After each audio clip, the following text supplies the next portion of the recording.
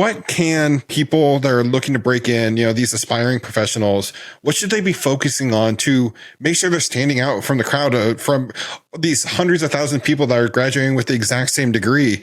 Yeah. How can they differentiate themselves even more?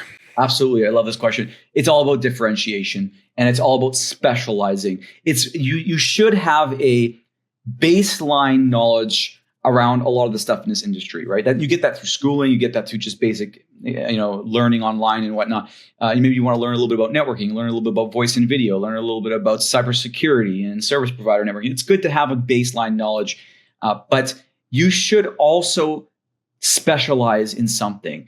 Go deep into something that maybe not a lot of other people know about or are that skilled on, but is relatively hot or maybe an emerging field, right? And so today, that emerging field, and I know every podcast probably mentions this, is what? Two letters. AI. Right? No, we met at Network Field Day, and the insider joke, I'm going to bring you into this. They're probably going to not invite me back, but it was, how long could a presentation go without mentioning AI? It's so true.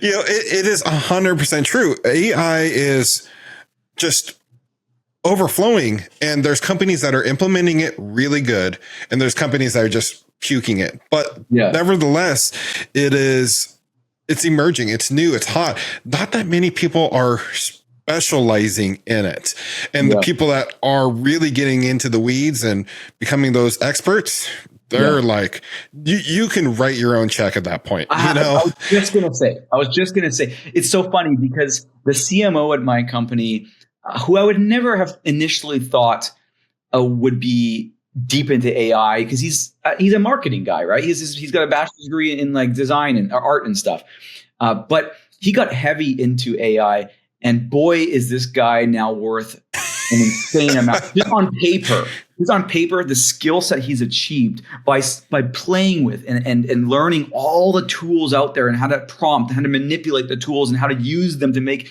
his skill set that much more valuable.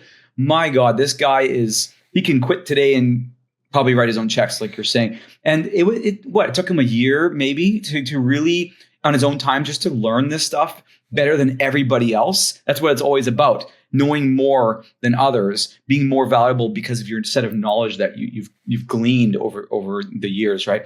So you're absolutely right. So AI is also such a general term too, right? Because when we say AI, we're like, what do you mean, like the machine learning side of it? Do you mean? Let's be honest. When you say AI, like over half the population instantly thinks, "Oh, ChatGPT." Right. You know what I mean? But there's honestly.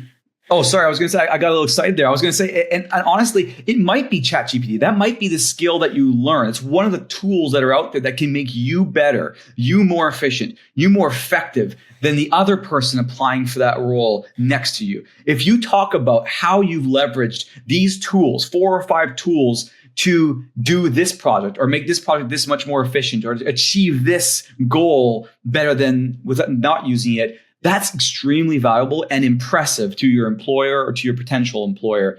And any time I do an interview, if there is a good amount of discussion around AI and how they've leveraged it in their previous roles, I immediately, like, my ears perk up. I'm like, well, what skill set have you learned there that can benefit our organization now?